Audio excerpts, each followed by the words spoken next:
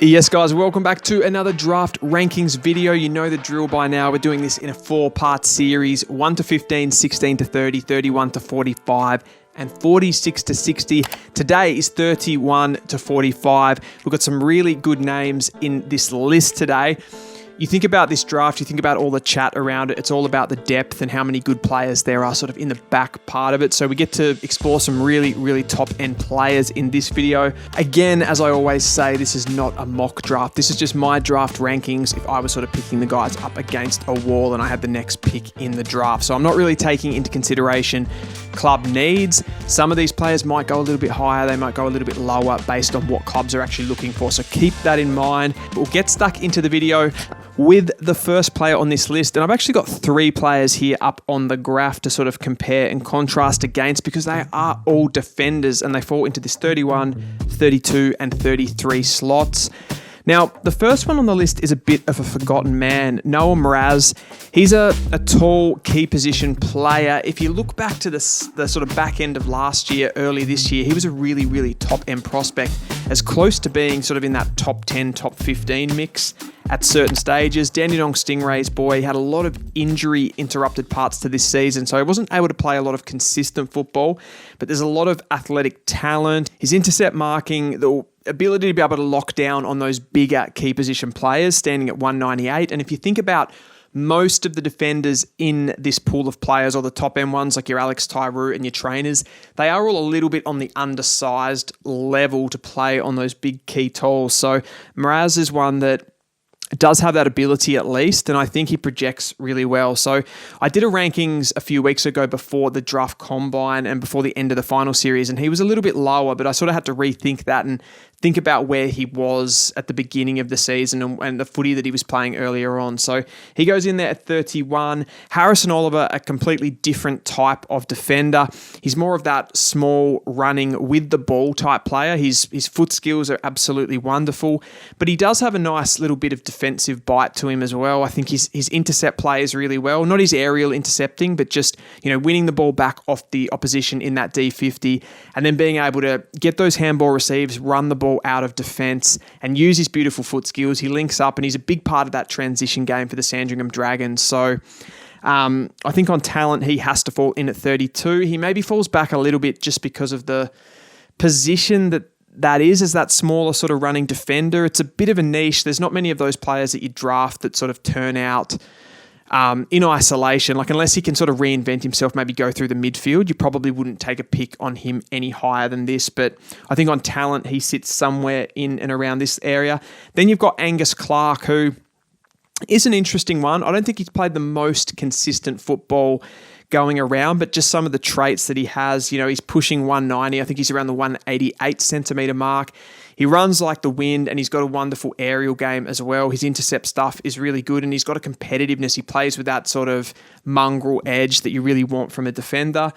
The thing that always puts Angus Clark up for me, I sort of compare him against Toby Travalia, who is obviously, touted up there with the top 10 picks. And I think Angus Clark is a very similar type to Travalia. I can see that sort of Will Day, a little bit on the skinny side, but, wonderful sort of endurance runners. And they just sort of, tear out of the back line and really create and really take meters for their team. So I think he's a really important positional player. And that extra bit of height that he has, similar to Travalia, it sort of works with the intercept game as well. So they bit of a Swiss Army knife in that sense. Slide 2 is a couple of, I don't want to say small forwards, 2 different players really. The first one's really a small forward in Jasper Alga. Now, he came up a little bit for me after the combine. I was really impressed with the combination of his 2K time trial and his sprint speed. He went sub 3 seconds in the sprint. We can kind of see that he has that extra bit of athleticism. He's a really good aerial player for his size. I think he really peaked in the national championships for Vic Country, where he was able to hit the scoreboard and sort of show that complementary aerial game and ground ball game. I think he's another one that hasn't probably had in the Coates League like the most consistent season, but the top end, the ceiling of what he's doing is much greater than some of the others. So he doesn't sit up in that top bracket of small forwards like Isaac Kako, like Joe Berry, but he's just a little bit of a step back from there. So I'm happy with him around the 34 mark. Then you've got Hamish Davis, who's more of a He's a forward half player, but probably more of a big-bodied midfielder. He sits around that 190 centimetre mark and quite similar to someone like a Cooper Hines, who I had a little bit higher up the ranks there. I think Cooper was around the 21 mark, if my memory serves me correct off the top of my head. So he's that type of player. Now, I don't think he has a massive amount of speed in his game. So he's more of that sort of big-bodied mid with the strength, but without the speed and power part of his game. So that's probably what knocks him back a bit. I think his football skills are really good. I don't think he's as good overhead as some of those other bigger-bodied mids like Harvey Langford, for example, or Bo Allen, for example. Like, he's just a little bit back off that. So what he can do for you, though, as a midfield, again, and I spoke about this with Cooper Hines, like, you can just put him in there as that larger-bodied midfield. And if you want to go, if it works for your sort of structure, you want to go for a couple of smaller-bodied, more agile players, accumulator types, and with those like nifty sort of football skills, get them around him. He's a nice piece in there that can push forward and hit the scoreboard too. The next slide here is a trio of defenders, and now that I'm looking at the list, I'm like, there's some real talent on this at 36, 37, and 38. The first one there is Lockie Jakes, and he is a similar mould to that Toby Travalia, Angus Clark type of player. He's someone that gives a lot of run out of defence, but also has a really good aerial game, and I would almost go as far as saying I think his aerial game is even better than Travalia and Angus Clark that I spoke about higher up the list. I think there is a couple of things about his game where he lacks compared to those other two. I don't think he has quite as much speed in his game. He probably doesn't have quite the endurance of someone like a Toby Travalia that we saw what Toby Travalia did at the Combine as far as his endurance game. And the other little thing that just knocks Lockie Jakes back a bit is that he only stands at 184 centimetres. So as an intercept player, that is getting quite small. He does play a lot taller than what he actually stands there. Like, he's playing more as that sort of medium interceptor, Nick Vlastony type player. But at 184, you've got to be really exceptional in that area to sort of make it at the AFL. So that's probably just a little asterisk that I kind of want to see that before I make the call on it, and probably why he's fallen back for me just a little bit in the rankings. But 36, still obviously a high number. Then you've got James Barrett, who is better as far as that size goes, and I really like his mobility, and his combine was fantastic. His 20-metre sprint was just over 3 seconds, so he's not absolutely rapid, but he's quite quick for his size. A little bit undersized as a key defender compared to who I spoke about before in Noah Mraz, but he does that, like, reading the game so well, that intercept work so well. Overhead marking's great, and we've even seen him be able to run through the midfield. So we know his mobility, his agility, and his ability to sort of rack up the ball are really, really there. And he can play forward as well. So I think he's shown from a all-round football, sort of universal football aspect, he's kind of got a lot of things in order. Now, to put him up with someone like an Alex Tyree, I just think when you combine some of the performances throughout the season, like the top-end performances of Alex Tyree, it's a little bit better than James Barrett. And then also when you put them up athletically with what they did at the Combine, I think you can see there that Alex Tyree just has a little bit extra athleticism with his vertical jumping and those sorts of things as well. So Barrett at 37, I mean, I think that'd be a real steal for him. If a club can sort of get that type of player, he can come in and do a job as an interceptor. And then the last one I've got on the list at 38 there is Harry O'Farrell.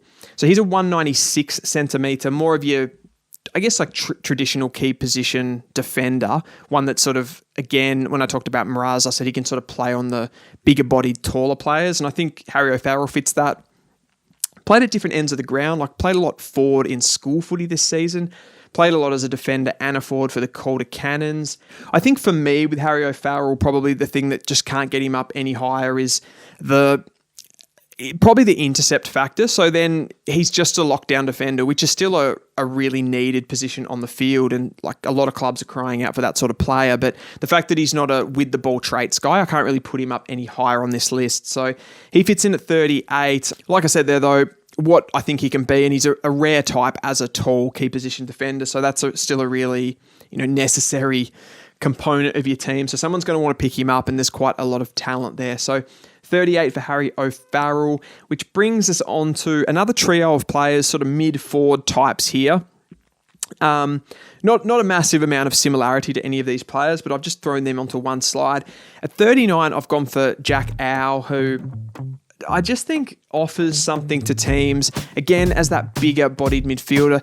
Jacko's different, though. He's different to all the big-bodied mids in this draft crop. He's a little bit more smooth-moving and nice on the eye. Like, he just sort of, like, he floats around the contest, picks up a bit of outside ball, moves really nicely, disposes of the ball, just kind of shuffles around. He's not overly quick or anything like that. He's not really powerful, and he doesn't use the strength of his frame so much to get the job done, which I think there's a bit of a scope there to be able to get stronger and be a bit more physical that he doesn't have now. So you can look at that as a negative or a positive, I suppose. I'm looking at it from a positive.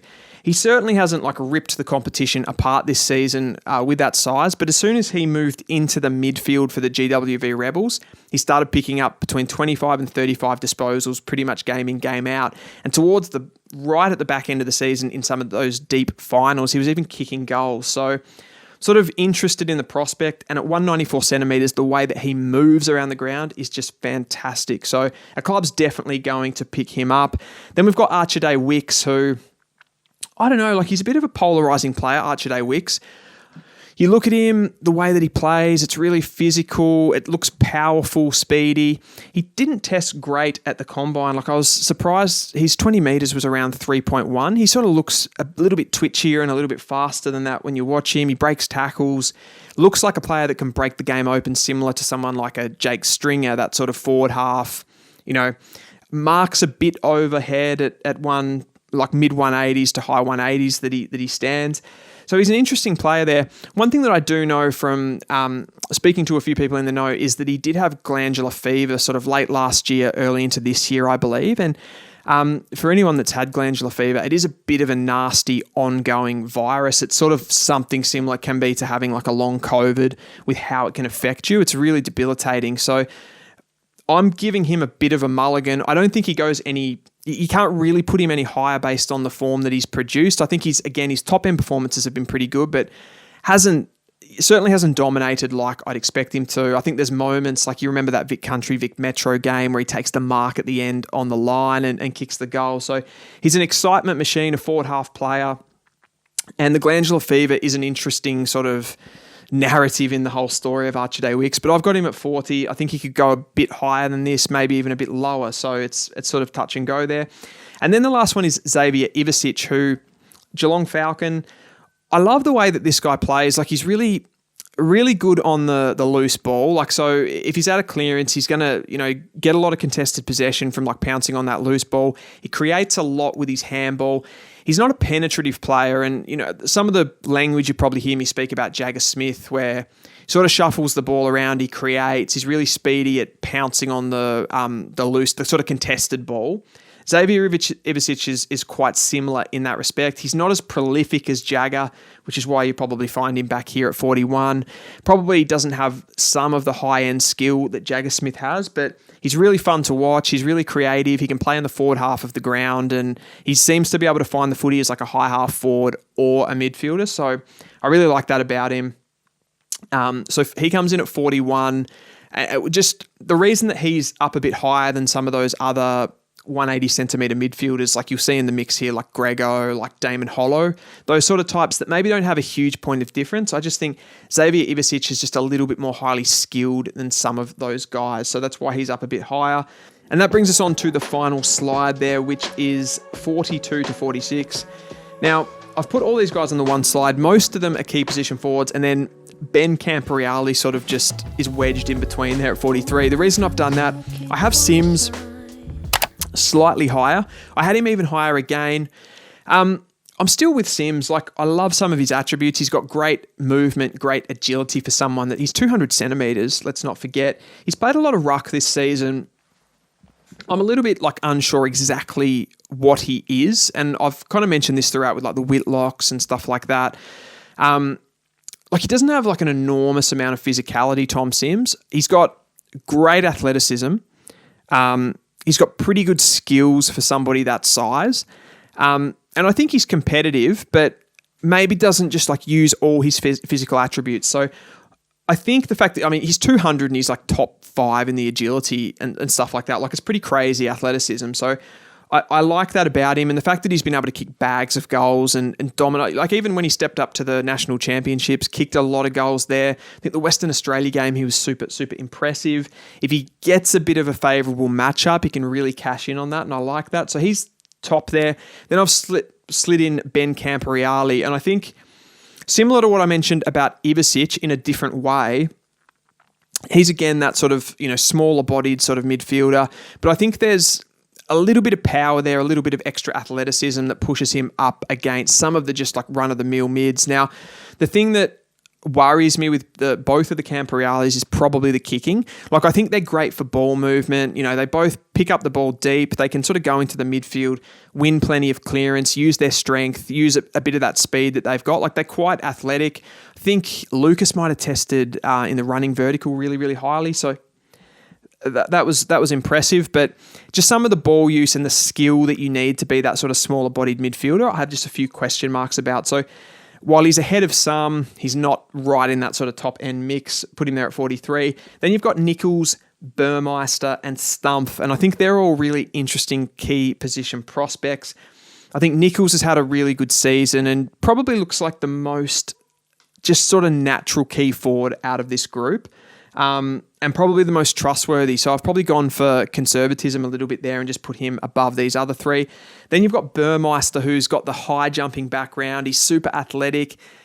He's 199 centimetres and he's played mostly ruck this season with like pinch hitting in the forward line. So there's an element again that I keep bringing up that like, where do you actually play this guy in the AFL? Like, what's he going to step up to? But he's another project player, someone that's going to continue to get better and better. And I have no doubt that someone's going to pick him up sort of around this like 40 to 60 range, somewhere in there.